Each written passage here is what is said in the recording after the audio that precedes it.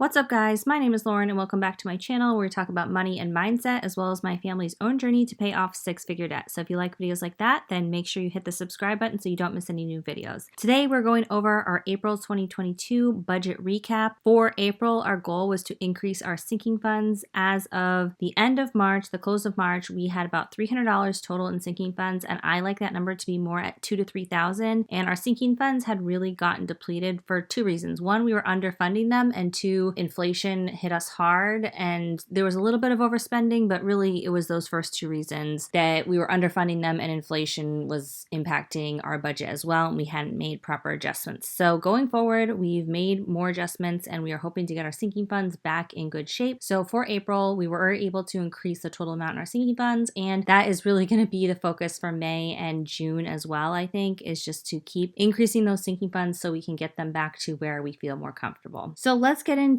all of the numbers, but before I do, I just want to let you guys know if you like this spreadsheet, you can get it for yourself for your own budget in my Etsy shop. It's an instant download to Google Sheets and it comes with a detailed video tutorial along with me every single month showing you how to use it. It comes with a gross and net budget spreadsheet for monthly and annual budgeting. So this month we brought in $13,754, and so that was $8 more than we expected, so pretty much on budget. This is the gross budget spreadsheet, so total income before taxes or insurance or anything comes out. So next we've got taxes and insurance. So for this month, taxes that were withheld from our income was $2,914, and then insurance was $409. Our insurance changed as of April 1st, and so I was estimating what we were going to have for our insurance costs, and then also we changed the 401k contribution to my husband's 401k, and so I was estimating the difference that we would have to taxes. So I was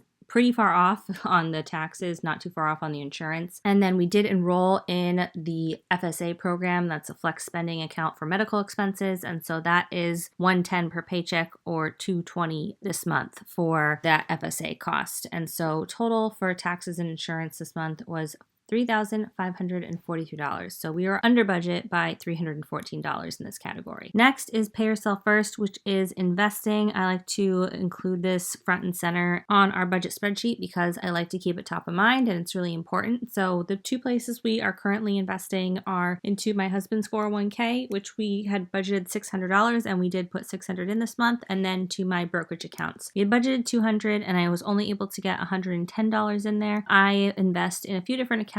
The main ones are Acorns and M1 Finance. I've talked about these a lot on my channel, but if you guys want to invest along with me, M1 Finance has a $10 sign-up bonus and Acorns has a $5 sign-up bonus. So I'll put those links in the video description if you want to check either of those out, along with the videos I did on each of those platforms with my review of those brokerages and pros and cons. So total for investing this month, we invested $710. Next, for the debt section, also front and center because this is a huge priority for us, there are two debts that we're working on paying off currently, my husband's student loan and my student loan. This month was the first month since the beginning of our debt-free journey that we did not make any extra payments. I had budgeted an extra payment and then I just decided not to make it because we really need to focus on getting our sinking funds in order, and I just felt like it didn't make sense to push it for such a small extra payment. So it's okay to have multiple financial goals at one time, but right now I just felt like we needed to buckle down and focus on the sinking funds. So for my husband's student loan, we paid the minimum payment, which is $830, and my student loan, we paid the minimum payment, which was $1,882. So total this month, even though we only paid minimum payments, we did pay $2,712 to debt. Next, going over to the fixed expenses. So these are pretty fixed. We don't really vary much from, these amounts. We have our condo fee, our mortgage, life insurance for my husband and myself, internet, home security, car insurance, one subscription, and then we have this miscellaneous category. And I actually took this out next month, and we're not really going to have a miscellaneous category, I don't think, going forward, because no matter what the cost is or the expense is, I feel like we have enough sinking funds at this point that it fits into one of those categories. And I find when we have a miscellaneous category, I end up just spending the money because it's there. And so I decided to take it out going forward. So for our May budget with me that I already posted, you'll see there was no miscellaneous category in that budget. So we were a little bit under budget for our fixed expenses. We had budgeted $23.90 and we spent $23.68. So that was was a difference of $22. We were $22 under budget, and that's because we didn't spend the full amount in the miscellaneous category. All right, moving on to the most interesting part of the budget, I think, which is the sinking funds. So we include our emergency fund in this section because our emergency fund currently is in our main checking account. So this month we hadn't budgeted anything to put into our emergency fund, and we didn't put anything, and we also didn't spend anything from the emergency fund. So that was good. Next, for groceries, to start out the month with negative $144 in this fund, and we had not increased our grocery budget for a long time. I feel like I had to have to look back and see, but we hadn't increased our grocery budget, particularly since inflation has hit, and we kept going over. And I was like, you know what? Why am I doing this? We need to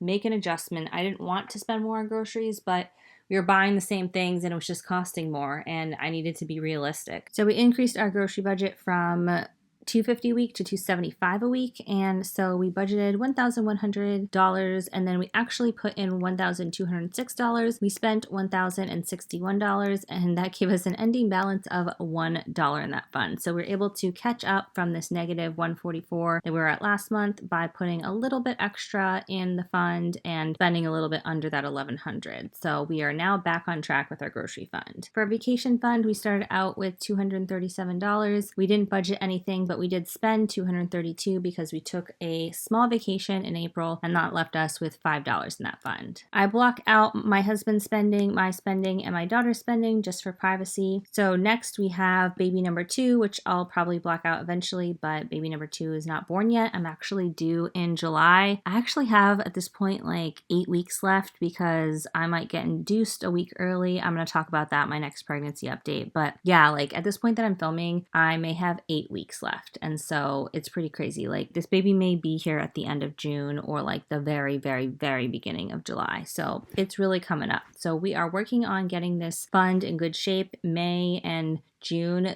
the baby fund is getting more money, so we can make sure we have enough to cover everything we need for baby's arrival. So we started out with $519 in this fund. We budgeted $100, and we actually ended up putting $150 in here. We spent $303. $150 was to sign up for the cord blood banking and get the initial collection kit. What happens with cord blood banking is if you have a baby and you want to preserve some of the cord blood and the cord cells to be used in the future for medical needs of the child, you can, and you pay an initial fee of $150, and then sometimes the collection doesn't go right or you're not able to collect the tissue and stuff, and so you don't have to pay the full amount if it doesn't actually happen. But if it does happen, then you pay the rest of the amount, which is a total of $1,000. So we'd owe another $850 after the baby's born. So we did pay the $150 to get the collection kit, and that is non-refundable even if the collection doesn't happen. And then we also spent money on some diapers because we're going to need diapers, and when I order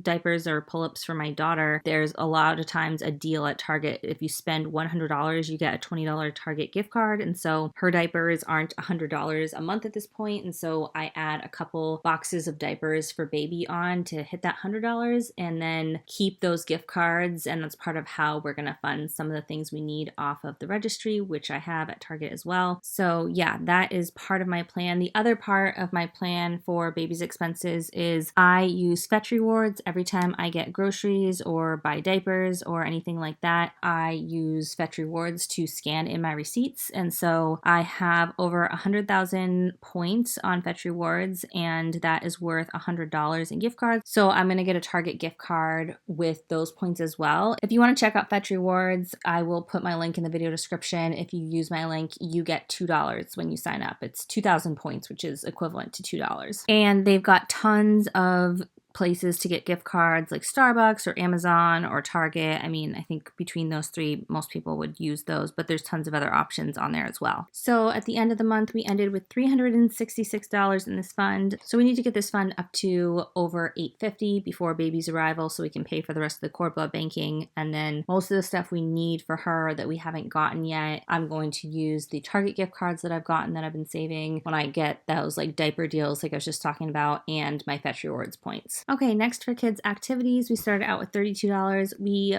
budgeted $250 and I put $250 in there. We spent $269 because my daughter does gymnastics, and I also bought our annual zoo passes for my daughter and myself, which have been so fun. We've already gone twice, and it's just so nice when you go with she's going to be 3 next week. So like a 2 or 3-year-old, you don't really stay for 6 hours. Like you go for an hour, maybe an hour and a half, and then they're over it. And so it really takes the pressure off when we go, because the zoo's not very far. It's like 20 minutes from us. And then we just like go for an hour and look at a couple exhibits and leave. And it's been really, really fun and a nice activity outdoors. And she really enjoys seeing the animals and is really like noticing. And one time the zookeeper came and like fed the monkeys lunch, and they were eating bananas. And she thought that was like the coolest thing ever and just kept talking about it for days and days afterwards. So I think it's money well spent. We've already used them twice, and we're definitely going to go probably almost every single week for the rest of the summer that I'm able to take her until this baby's born. And then I might go with her some after that even, or my husband will take her. So we ended this month with $13 in the fund for kids' activities. And I'm really glad we added this fund to our sinking funds, because it gives us permission to spend on these really fun, enriching experiences for my daughter. All right, next is Miles' expenses. My cat Miles, his expenses have gone up a lot with inflation, and so we were not putting enough money in here. We used to put $150, and that was just really not cutting it. So I am budgeting $200 going forward, and in fact, this month we put in $300. So we started out at negative $212, we budgeted $200, we put in $300, we spent $159, and we ended at negative $71. So I hope next month this fund will be in the positives. There's only 2 funds that ended negative besides our personal spending money, but of the ones that you guys can see, there's only 2 funds that ended negative, and so that is an improvement from last month where we've got a lot more negatives, as you can see over here. But this one should go positive next month, and I really just want to get all these ending balances positive, because as of January 1st of 2022, we had all positive sinking funds, and I just really want to get back there. All right, next for gas, we started out with $1 in that fund. We budgeted $150, and I actually funded it with $180, and I think I'm going to change this to $180, because really we're doing 3 fill-ups a month, and they're each about $60, which would be $180. So I think that's realistically what we need for gas. We spent $178 this month, and so we ended up with $3 in the sinking fund. Next for gifts, we started with negative $10. We budgeted $100, and I actually put $150. So you can see this negative $314, this negative $90, and this negative $102, like all these areas that we were under budget. I used that to increase the actual amounts that we're putting into some of these sinking funds so we can get them positive. But anyway, so we put $150 into gifts, we spent $137, and we ended with $3 in the gift fund. Home decor, nothing happened in this fund this month, and actually I am taking it out going forward. I was putting $25 a month, but it felt like it just really wasn't necessary. Like it was good for a little bit, but I just find that if we need something for our home, I just take it out of my own spending money, or like we find some other place where it fits, like home maintenance, because it's not always decor. It's like, we need, I don't know, it's stuff that's more like a home maintenance item. So it either comes out of my spending money or home maintenance. And I just felt like I wanted to simplify our sinking funds a little bit, and that one was only getting $25 anyway. So that one will be gone going forward. Maybe when we're debt free and I'm actually like trying to furnish a place fully or get more art on the walls or something, then I'll bring that one back. Next, we've got car maintenance. So that one started out at negative 15. We budgeted 50 and put 50 in there. We spent 77, and so we ended at negative 42. So this one's negative as well. Hopefully by the end of May, that one will be positive. House maintenance. We have had a lot of house maintenance expenses, and May is going to be like way worse. We already have spent $500 on house maintenance for our property insurance, and there's 2 other things that are big this month. We may need like $1,000 for this fund next month. So anyway, it is what it is. That's what happens when you own a house. So negative 244, we had budgeted 350, and I put 400 in there. We only spent 45, so we ended at $111 in our house maintenance fund. Next, for cell phone, we started out with 776. We budgeted 150,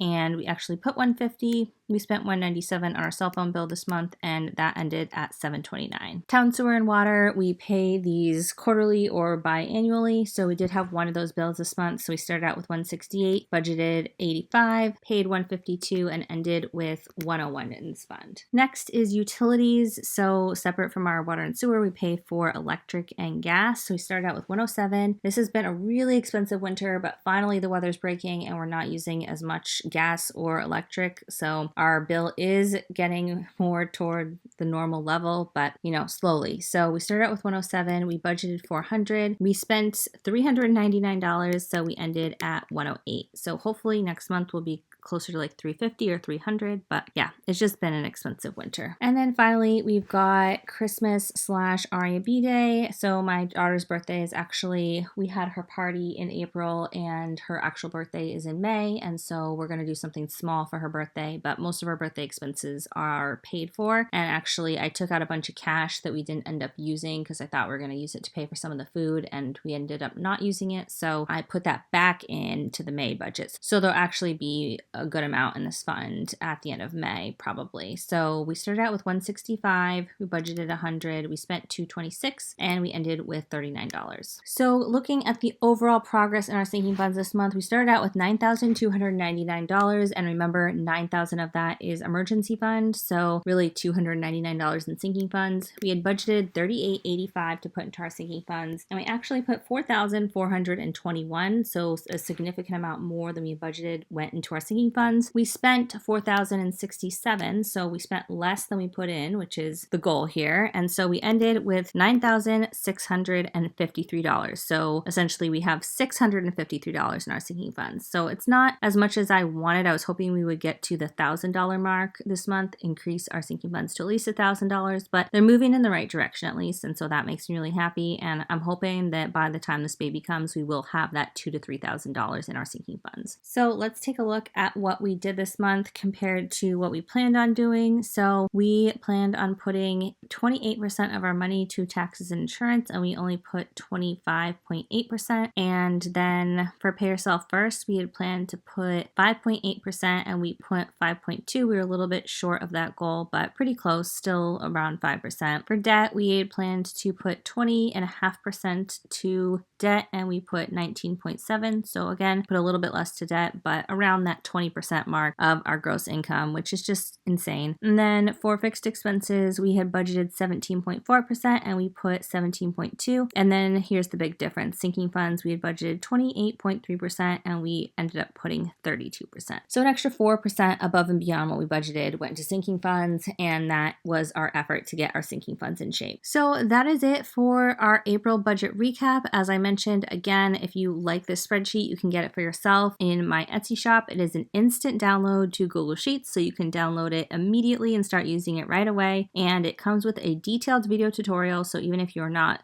that comfortable or familiar with how to use spreadsheets, I walk you through exactly how to use it, along with showing you guys every single month how we are using it for our own family budget. If you like this video, make sure you give it a big thumbs up. And if you want to see more videos like this from me, then hit that red subscribe button. I'd love to have you as a subscriber, and I will see you guys soon in my next video. Bye.